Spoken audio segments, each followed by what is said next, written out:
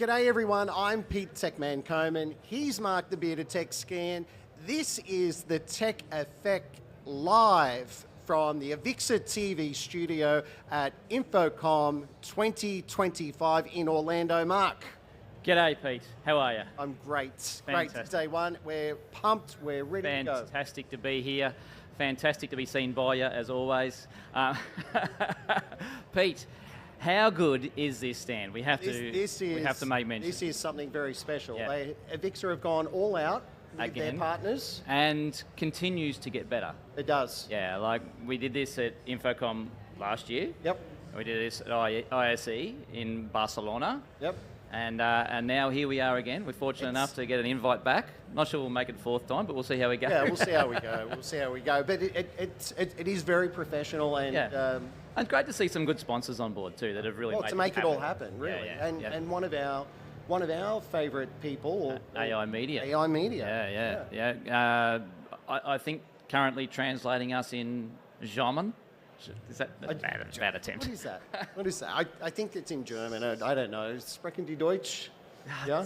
Stop it. Die Katze ist unter der Lieferwagen. Stop it, please. That's about all I know. Pete, on with the show.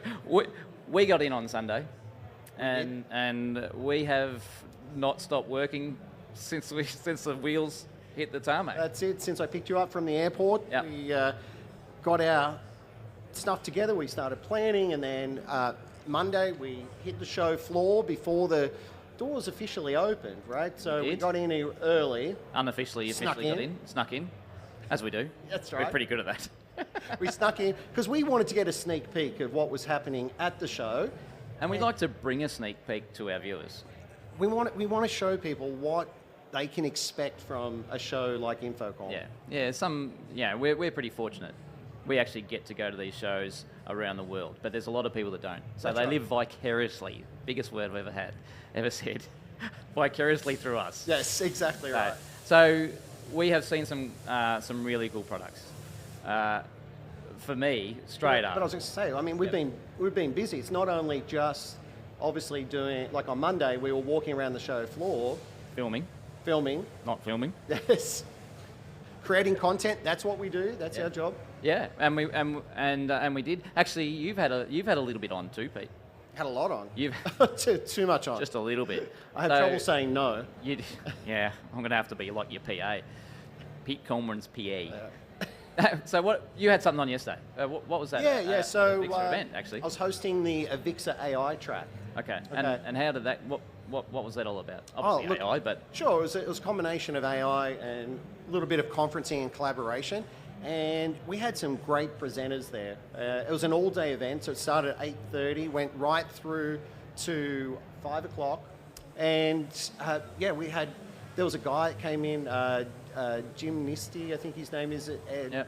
He's an artist, and he was showing us how he uses AI to create all this art. Really? And it was really, really, really cool stuff. I mean, and then we had a number of panels throughout the day. Sorry, could we just touch on that? Yeah, sure. So he's using AI to create art. Yes. His art, it's not AI art. What's the differentiation here? Yeah, no, he was talking about, he's an artist sort of by trade. Sure. As such. Right, but he was leveraging technology. So he creates content, he creates artwork, clients, digital signage kind of content, things like that. Yeah. But what he was saying that he was using the AI for was to actually create ideas, concepts as a starting point to sort of go back to the client and say, look, this is what we're talking about. This is what we're thinking. This is kind of the vision, that kind of thing. Trying to visualise. So there's a lot of key prompting in that too, obviously, for him to be able to go, this is where I want to start, give it context. Yep. Using ChatGPT out of interest? Or? Oh, that was the thing. He was using various tools. Okay. So he would use different platforms for different scenarios, and then he gave some examples of where he put the same command into different platforms, and it produced three different images. Results, completely different results. Well, they were similar, but I mean, you're getting different results. Yeah, it's interesting because AI outside of Pro AV is just so focused around ChatGPT, right? Everyone just goes, oh, ChatGPT, I know AI, and you go, whoa, man, this is so much bigger than that. It is. Yeah. Yeah. So much more to it. And he gave an example of a real world photo that he took of an eclipse, right? And then he turned around and actually asked an AI agent, one of the platforms, to actually create the same image. Yeah. And it was very similar. It was Very cool. similar. Yeah. It was Cool. pretty awesome. Nice. Yeah. All right. And so you've also had something else on today, Future Trends. Oh, that's right. So, hosting the Future Trends track on the Forecast. stage here. Forecast. Trend forecast. So, what did you get out of that? Well, No, that was you great. hosted that, obviously. So Yeah, I was moderating the panel, and we had, once again, some great panelists on there, and we were talking about... look, it's hard. You can't sort of take 3 steps without talking about AI, right, at the show. It's everywhere. Oh, it's baked into nearly everything. It's in nearly every conversation that we have. Yeah. Right? And so there was a lot of talk about that, how AI is being used in various ways. And we actually had a guy there from Google, which was really quite interesting. Right, yep. So he was giving us some insights as to how Google, because obviously they have their own platform, their own engine. Yeah. And he was giving us some insights as to how they're using it. Yeah. Can you expand on that? No, what he was saying is that they're experimenting with self-healing solutions. So if their systems go down, how can the system self-heal itself? So if you lost communication, for example, with you had 2 products talking to one another, one goes offline, what can they do to try to self-heal that? Wow. Right, so doing diagnostics on the fly, and then depending on what came back from those diagnostics, it was like, what's the remedy for it? Wow. And obviously some things is hardware, right? And it just dies and you can't do much. But other things, it could be a flow-on effect from a change that someone else made somewhere. So it was just quite interesting. The whole idea of it is obviously to try to create more resilient systems, right? By self-healing. So AI is then actively predicting the... Well, whether it's predicting, that's one thing, predicting, but also constantly monitoring, and based on what it's seeing, it's then making adjustments. So that was really cool. Very good. Yeah. Very good. Yeah. Right. So we got to see a bit of the show floor before the doors open, and obviously this morning we've been walking around and checking out a lot of good things. What have you seen? What has caught your eye? Do you know, I actually posted about this on LinkedIn on the Tech Effect channel yesterday. I'm literally walking down just the edge aisle, and it caught my eye was a speaker bollard. Speaker bollard or caught your eye? Bollard speaker. Right. Not sure which one it is. Right. Just don't back into So it. it was a big bollard. It's a bollard, and they've done it's from Theory Professional, I think they were called. Okay. Yeah. And so effectively they've taken their 6-inch 100-volt line speaker, do low impedance as well, 16 ohm I think it is, and do 100-volt line and 70 ohm for 70 volt for those in America. 100 volt for Australia, and put it in this casing, and they presented it really well. It's like they presented this little. So is it more like a commercial product? Okay. We've all seen a lot of these garden speakers, right? But this kind of took my eye because it was a little bit different, because it was a bollard, right? And it actually sounded pretty decent. Nice. Now I'm listening to it going, that actually sounds all right. I don't think I've ever heard a decent bollard. Well, I've run into plenty, and it's normally me speaking to them when I'm cursing at them. So that was just unique, I thought, and in a world in audio, it's kind of like a speaker's a speaker, isn't it? So, or not, but you're getting sound, producing sound. It's just the quality of it. So, and it's serving a dual purpose, I'm guessing. It sounds like it. Is that what it was? Well, I don't know whether you want to run into it. Actually doing I don't know whether you really want to run into it. But I think the car would win in that. No big yellow scrape mark that you do in normal bollards. Fair enough. Yeah. Anyway, so look, that was me. I thought that was awesome. What about yourself? What did you find? Well, we went to the Motors VR stand this morning, right? And we were talking to the guys there, and I tell you, it's funny. I think they're going to have to change their name. Yeah. Why? Well, I'm glad you asked, he said. because they have, I mean, I think a lot of people are aware of Modus VR and what they do, and if not, Modus VR is a virtual reality AV design platform. Yeah. Right? I use it myself. I use it, I wouldn't say You're on a a big fan daily of it. basis, but You're a big fan I of would use it on a weekly basis. Yeah.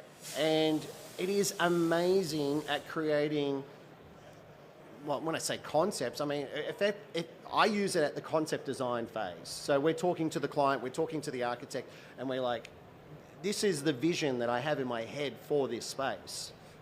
And in the past, you've had to use maybe, I don't know, SketchUp or even design it in Revit and then do all these renders and so on, right? But to be able to put this headset on and design a space in no time and just drag and drop AV equipment. So they've got a library of AV equipment in there and furniture and walls and doors and all kinds of things. But to be able to drag all that in there and present that to the client and say, hey, this is what I'm thinking. And then you could look at it and say, oh, well, yeah, that screen looks a bit big or a bit small, or can we move this? And you just, on the fly. And they get blown away because I'll do the... So you're using the VR headset. I'm using the VR headset. So What's the client doing at that point? They're just watching the output of that. On a screen? Yes. Gotcha. So I just output it. So I'm in the virtual space. Yeah. And I'm moving around and moving product and that kind of thing. And then they're seeing whatever I'm looking at, they're seeing. And there's other modes, there's other ways of doing it, but that's the way that I do it. So I just have to make sure I don't move too much, right, to make them so there's no motion sickness. But so that's been around for the last couple of years. I think they debuted at this show at InfoComm in Orlando in 2021. And they were a super hit. I was so interested in the product. Obviously, have since then started using it, and now they've actually stepped it up through feedback that they've got. No doubt feedback that you've given. Oh, you know me, I'm not one to really share my opinion. And the crowd goes wild. Maybe once or twice, maybe. But they were getting feedback that, can we do this without a VR headset? Yeah, because you travel a lot. Yeah. So that's a decent. Well, I take it wherever I go because I never know when I need item. to use it. Yeah, and it's not square. So it's no, that's right. It's kind of, you've seen the container that it's in. So I Yeah. travel with. So now they have a non-VR version. Hence why I'm saying, are they going to change their name from Modus VR to Modus? That's the story. That's how we got to here. Because it doesn't necessarily have to be virtual reality, or you don't need goggles necessarily to actually design it. Sure. And not only that, they've also just recently, in the last couple of weeks, upgraded the fidelity, the quality of the renders. It already looked great, but now it looks epic.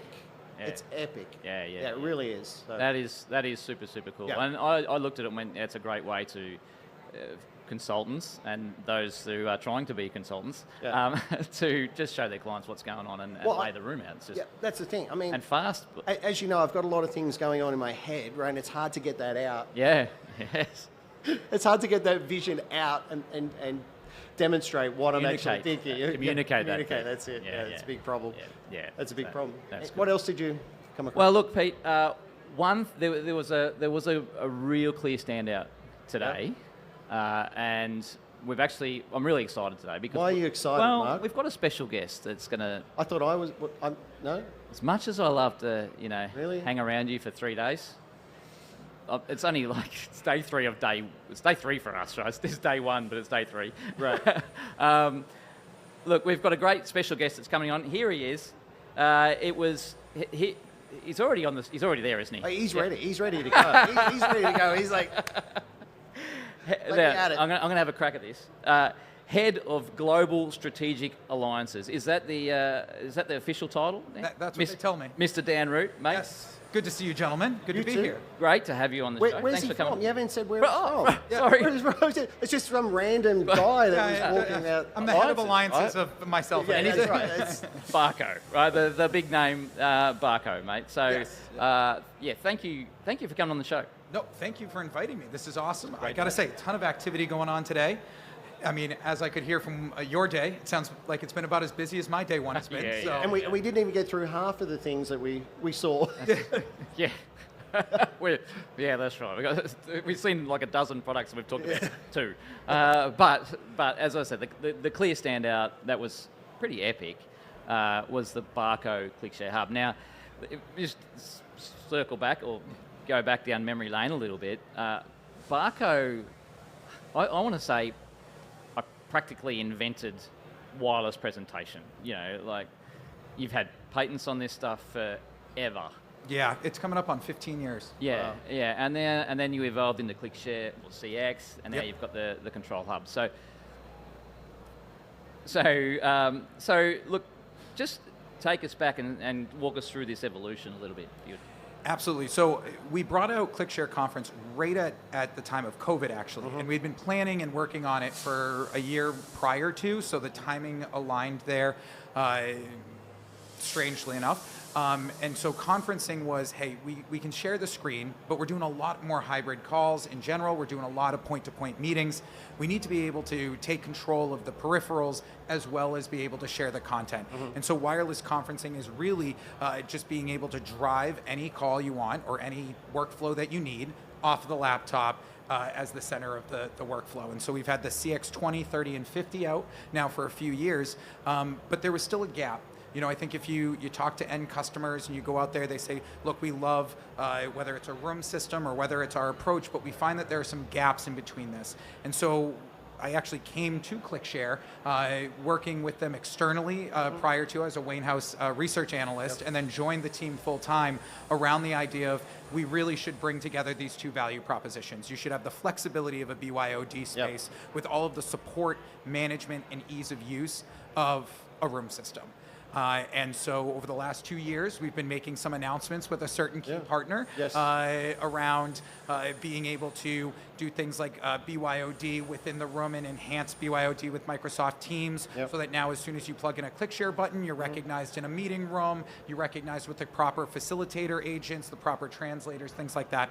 And so this is the next step in that evolution, which is we're bringing together the value proposition of a room system with the value proposition of BYOD and wireless BYOD. And I really think even the CX20 and the CX50 was a huge step forward because like you started with just sharing the screen basically, right? And then it was like, well, like you said, the whole evolution of a meeting space changed. Like obviously suddenly USB comes into play. There's a lot of USB. So it's like, well, I don't want to just share my screen. I actually want to connect to that camera, that speaker, that microphone. And you were able to do that with the CX20 and 50 solution. And that was, as I said, a huge step forward that you could actually transmit USB wirelessly. It was fantastic. And then to be able to step it up again, and with this new hub version that you have, right, I think it's amazing. It's absolutely amazing. It's laying the groundwork for what I think is the next generation of the workflow in the meeting space, which is it should be seamless. It should be ready for me to ask it to flex however I need it to. It needs to be out of the way. The technology needs to be as simple as possible. I don't want to learn a new experience to get the workflow done. There needs to be, I need to learn one experience, bring it to every single room that I possibly can. And that's why we are back to our hub or our core modular approach to the room with these products, because we really believe that there are a lot of different variations to the rooms as far as what cameras you might need, which microphones. You gentlemen were just talking about some of the advancements there, but we think that at the core of that is still the same experience. And so that's what we're trying to build towards. So at launch, we have the ability to screen share into a Teams environment or into a room system environment. And then we will bring out a firmware update here shortly after that will bring that conferencing flexibility to these units that we're introducing today.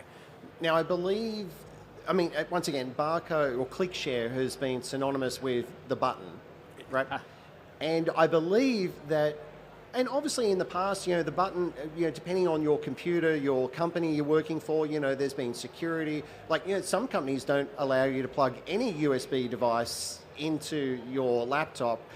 And now I believe you've got a new generation of buttons with this new platform. Can you tell us a little bit how does that work and how is it different from the previous versions? Certainly. So Over the years, we've had a couple different variants on how we connect to the laptops. Yes. And well, on the current buttons today, you don't need to download any drivers to be able to connect. It does show up more as a USB hub when you plug in, which can be turned off by the enterprise. Yes. So this next generation is going to leverage the DP alt mode functionality, which is fantastic for things like iOS, Mac users. It just makes it so simple to just be an extended display into the space. So we are going to align with that. We'll still give you all of the features if you want, the enhanced feature sets of ClickShare. All of that will still be there. We're not moving away from our bread and butter, but we're trying to expand and simplify all of the edge cases, which is, I'm a guest, I really don't know your space, I'm not on your network, I don't want to have to download or do anything. I just need to share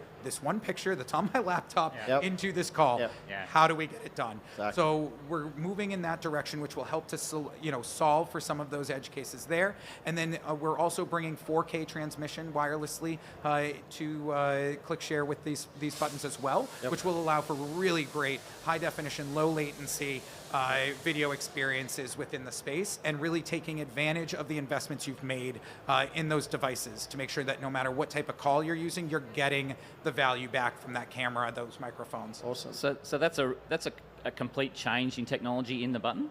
Is that what's happening from the CX? Yes. So it is a different button. They are not backwards compatible because of some of the changes we're making. But the buttons are they already have Wi-Fi 7 within them and things like that. So they're really well prepared for the next generation, shall we say, over the next few years of what else we'll bring out to accompany these hub units. Well, effectively, it's like plugging a monitor into it. That's all it's doing. It's using the video side, right? It's going, well, hey, we're just extending the screen.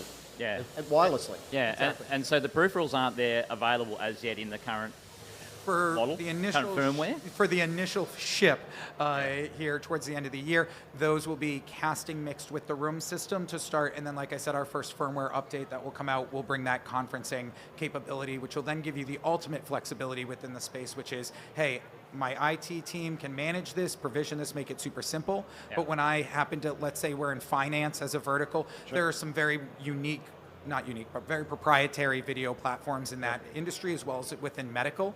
And this just allows you to say, I can still use this room to get that call done without having to learn a new route or guest joining or using leveraging a more widely deployed solution like a PEXIP solution, which is a fantastic way of platform calling, but still there are certain platforms that are just not listed within that solution, and we're able to then solve for that. So if we can talk a little bit about the device itself, right? I mean, so there's a couple of different components, and correct me if I'm wrong, we have obviously the dongle, the puck, right, that plugs into it. The button. The button, the button. The Belgians will not allow me to live it down if I do not correct the button. That's the button. Okay, all right.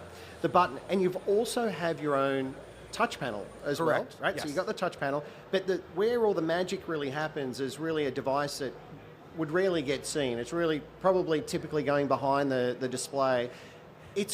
We had a look at it today, and obviously you can hook it up to the network, right? So we have network connectivity there, but it's also got a number of USB-A, USB-C ports in there. So really it becomes a bit of a hub for the room as such.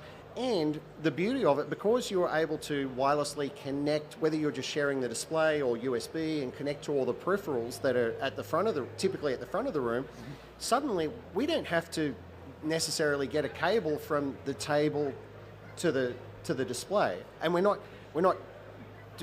drilling core holes, we're not trenching the concrete, and that's all expensive, right? So you're really solving a huge problem there, right? And actually saving money at the same time. That's really the goal, is how do we integrate these value propositions into a way that's still flexible for deployment, easy for the customers to adjust to the different size spaces they have, but addresses everything that's going to go on in that space. So we have absolutely the Pro unit for us. It supports dual displays, outputs and things, which will just help to bolster, again, that flexibility of being that hub, that center of the room. And one thing that I don't think we've really sort of focused on enough is the fact that I don't need a PC in the room, right? It can all be driven from this one device. So suddenly I actually have less boxes, I've got less cables. Basically, essentially you could have the ClickShare hub behind the display, an all-in-one soundbar connected to it, job done. Not to mention, coming from an integrator, there's a really cool bracket. Yeah. Oh, It's a really cool bracket. Turn, click, Yeah. bang, it's So we in actually behind the screen. we have a similar mounting bracket that actually is for our CX30. So if you happen to have a CX30 and you want to upgrade to the hub, you just twist off your Oh, really? CX30, pop Wow, in your that's hub, cool. connect the plugs, and off to the races you go. So we tried to keep some similarity between the generations to Yep. make those deployments, those upgrades within the space, because we do have a lot of customers already saying, okay, this is what I've been waiting for. How do Right. I get in line for it, and how do I take advantage of this? And I believe you got two models. You got the Core and the Pro. Correct. Right? And the Pro supports 2 displays. Yeah. Yes. The Pro will come with 2 buttons out of the box. Okay. It supports the dual display output. There are a few other little accoutrements in there as well for more of the medium to larger spaces. And the Core unit is a little bit more targeted towards our small to medium spaces. And you'll Got it. see over the course of time as we work towards certifications and things like that with the vendors that are out there that we're going to operate with, we will, of course, have certified peripherals that then bring together that end-to-end solution. And as we always are with ClickShare, we're very ecosystem centric. Yeah. And our program around the alliances is one of our strongest value propositions in the market. And so you'll see that same sort of dedication to the partnerships and making sure that we have multiple different offerings to suffice for the customer there. Yep. Yeah, Wow, that's awesome, mate. Dan, mate, thank you so much. It's a really great product. Look, if you're at the show, you need to swing by the Barco booth. You need to go and have a look at it. Like, it's everywhere on your booth. Yeah. Well, it's taken up just about half your booth, I think. But look, we've got to wrap up. Yeah, that's right. We gotta But wrap up. I will. Yeah, I do believe that if you're at the show, you really need to see Yeah. this product, right? And it was only announced last week, I believe, Yes. right? Yep, this So is it's the great first. that you've actually got it here. I believe shipping in August, Shipping towards the end of the year. towards the end of the year. Okay. Yeah. Yep. I Perfect. can't share a final date for you right this second. That's all right. No, But it is. no You've commitment. got it working. It's on the stand, and people Yes. can see it in action. yeah. Absolutely. You fantastic. go Well fleshed test out. it, and you'll also see it from here on out. Anywhere that you find Barco or ClickShare showing, you'll see the hub moving forward. So it'll That's be awesome. out and around. So if you're not here at InfoComm, no worries. We'll find you here shortly. All right. Thanks, Dan. Sounds Good on good. you, mate. Thanks for coming on the show. Really appreciate it. Thank you so much for having me, guys, and have a great rest of your week. We will. We're going we will. to. Yep. All right. Let's go. Time to wrap up, Pete.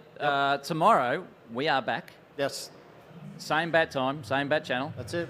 4 p.m. I think it's 4 p.m. Is 4 that what p.m. time? That's it. 4 Yeah, p.m. tomorrow. So look, thanks for coming on the show, guys, and we'll see you all tomorrow. That's it. Sounds Bye for great. now. All right. Take care.